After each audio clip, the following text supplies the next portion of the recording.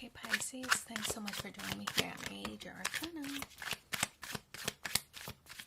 I've already pre-shuffled the cards so that we can get started right away. This will be a love reading for the upcoming week from when you get this message.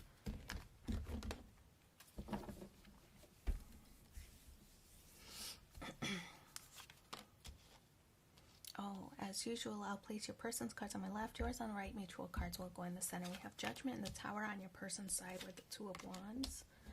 On your side, the King of Swords, Knight of Pentacles, and the Eight of Wands. The Empress and the Six of Wands. I mean, okay, the Tower and the Empress card to me, Tower Aries energy also represents the Emperor, right? So in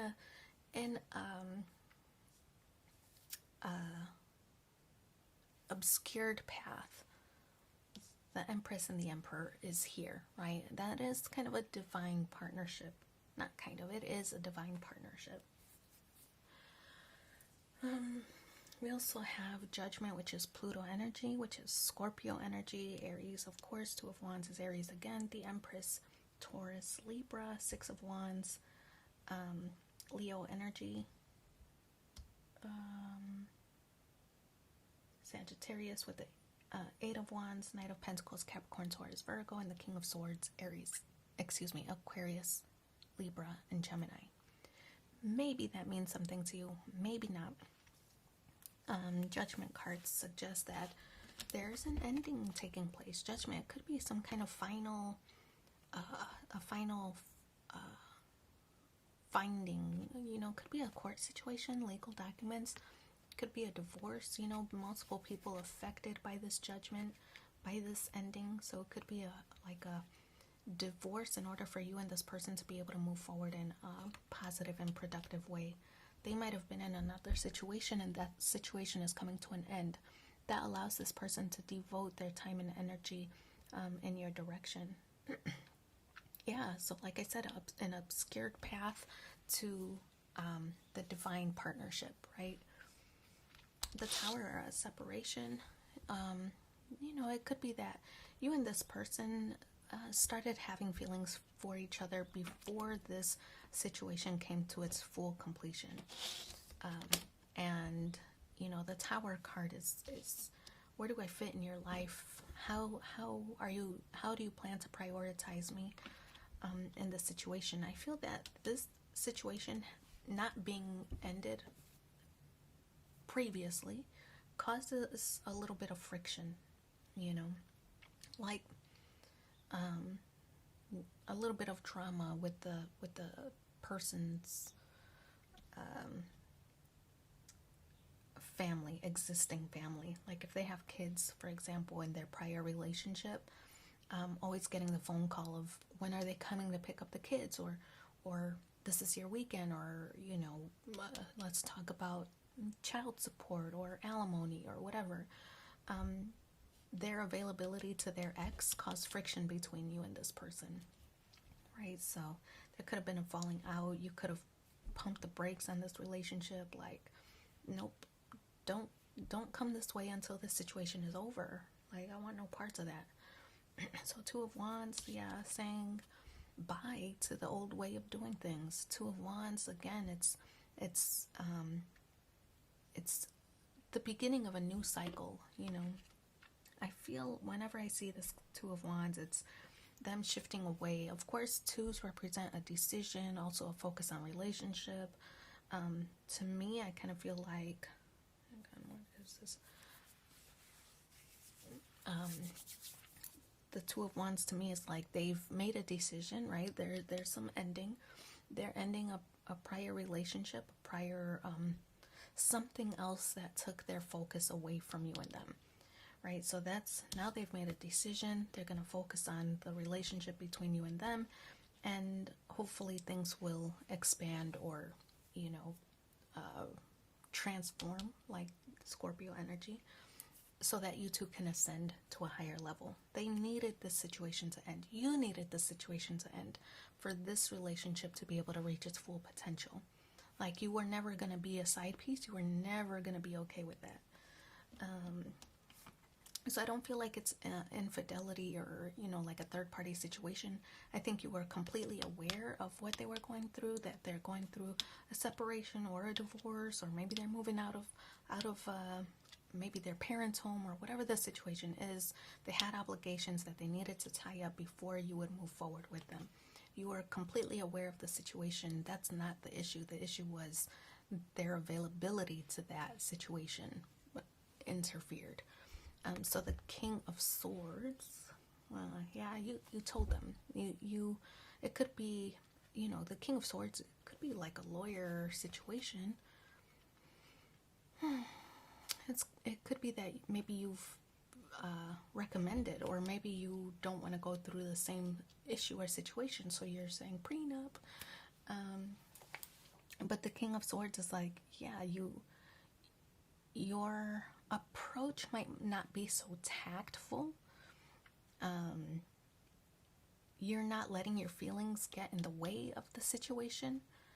Not very like drama inspired, but I feel like you tell them how you want things to be, and you expect that they will deliver, right? You express that you will and won't allow certain things in a relationship, and the expectation that they will deliver.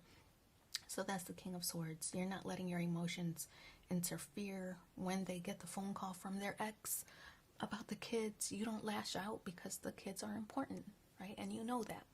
But it still makes you feel a way that they aren't setting boundaries, right? So I feel that's your explanation. Like, these are the boundaries I expect you to